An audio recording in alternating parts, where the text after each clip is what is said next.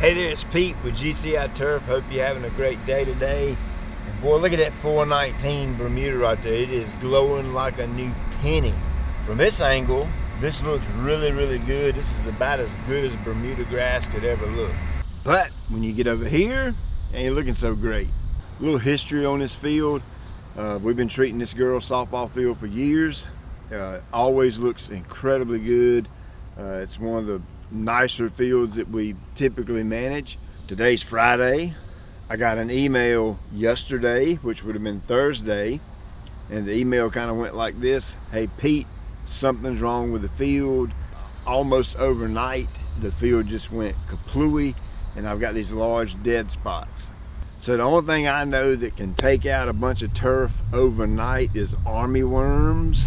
They're little tiny caterpillar looking things that'll get down in there and just devastate the grass. And I can't honestly say that army worms prefer one grass over the other grass, but the thing is, it's devastating and it's quick and it's rapid, and it happens like really fast. Now if this happens in your yard, I'm gonna give you a little trick right here that will kind of help you determine if it's army worms or not. Take you a 5-gallon bucket. I come out here with a 2.5-gallon jug. That's all I had.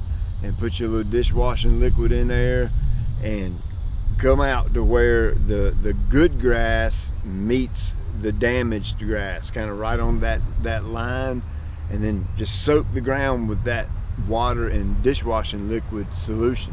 You might have to try 2 or 3 different spots, okay? You might not see nothing on the first spot, so go and try a different spot. But what will typically happen is those army worms will come up to the top and you'll be able to see them. You want to do that late in the afternoon, right at dark. Typically that's when they start feeding, and they feed overnight most of the time. Now here's one thing that's strange. I come out here last night, about 8:30 or so, right at dark, and I did that. I done it in 4 different locations. Now I didn't see any army worms, not the first one. But with that said, I'm still going to go with army worms on this, because just because I didn't see them doesn't mean that they're not actually here. And heck, they could have got an email from somebody and said, hey, Pete's coming to treat, so we need to get the heck up out of Dodge. So I don't know. I know I'm being funny right there. I've just seen too much turf and too much damage in turf to recognize that this isn't normal. I've been treating this field for, I don't know, 6, 7, 8 years or so, and this has never happened. Okay, so this is something totally and completely abnormal. It's not likely to be disease because I've seen no evidence of that. This ground is actually on the dry side. Okay, it's the school system, so they're not going to overwater it, obviously because of budget reasons. So I can't go with disease on it. I got to go army worms. Possibly it could be grubs. Possibly. It seems a little bit early for grubs. We're 1st of August, but there are countless mole hills out here. I mean, everywhere. It's just the field has really been aerated very well from the moles. So I'm gonna get rid of the food source. Okay, I'm gonna treat this with Dialox, and that's a post insecticide that I can put down, get it watered in, and it would take the grub worms and army worms out. It's not necessarily going to make the moles leave, but if I can get rid of the food source, we're hoping that the moles will get out of here. I'm not completely confident when I say this, but I believe in North Carolina we have some kind of weird law that a mole is protected, meaning you can't actually put something down to kill the mole. You can do your own homework on that, but I think that's right. So there's really nothing I can do for the actual mole. Yeah, they make traps and all kind of things like that, and castor oil you can spray on the yard and it's supposed to make them leave or whatever. But I always go after the food source. It ain't no different than me. If you take my food away, I'm just gonna go somewhere else and get some more food. You know what I'm saying? So my fix for this right here is, Bermuda spreads very aggressively. So I'm going to core aerate the entire field with my stinger, and then the bad areas, I'm gonna go over them 4, 5, 6 times. The purpose of me doing that is I want to loosen up the ground, let water and oxygen into the soil profile. That way that the Bermuda can spread easier. Okay, I'm gonna put a starter fertilizer down.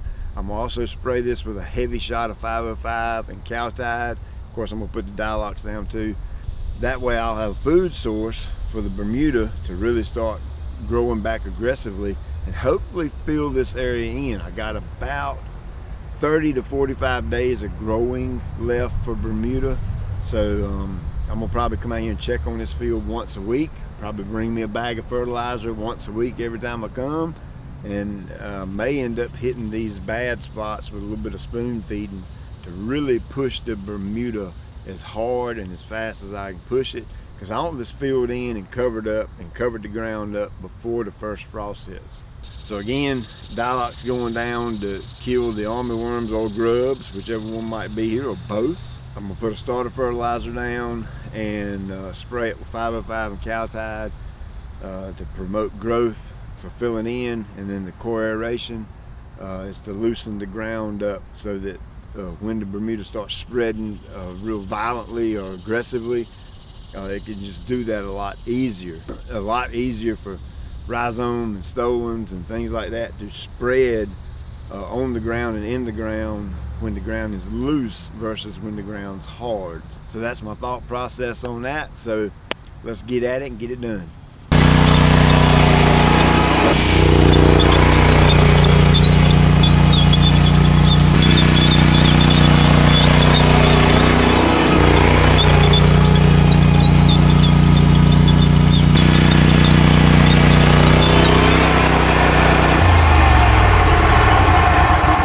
Yes, something on this machine needs some grease. I hear it. I'll get it fixed when I get back to the shop.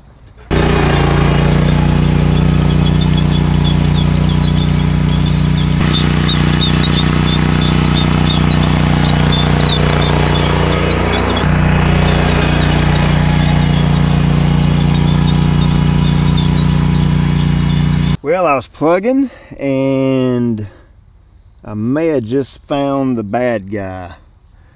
Look right here at this dude. Gosh, it seems awful early for grub worms to be active. This is the first week of August. And another thing is, I've just never seen grub worms do this much damage. If that's what it is. I mean, I guess it could be armyworms and grub worms, possibly. But that's my first real good evidence. And of course, I forgot to tell you earlier, another good sign to tell if you've got some type of worm in the yard is early morning. This ball field has been absolutely covered, littered with birds out here digging around, scratching around, and that's what they're doing. They're trying to get their hands on that fat, juicy boy right there. That's just another good sign that you know you might have grubs or worms or something. But look at that bad boy right there. Dude, you have met your match. You are getting ready to go down. You understand me? I am getting ready to take you out.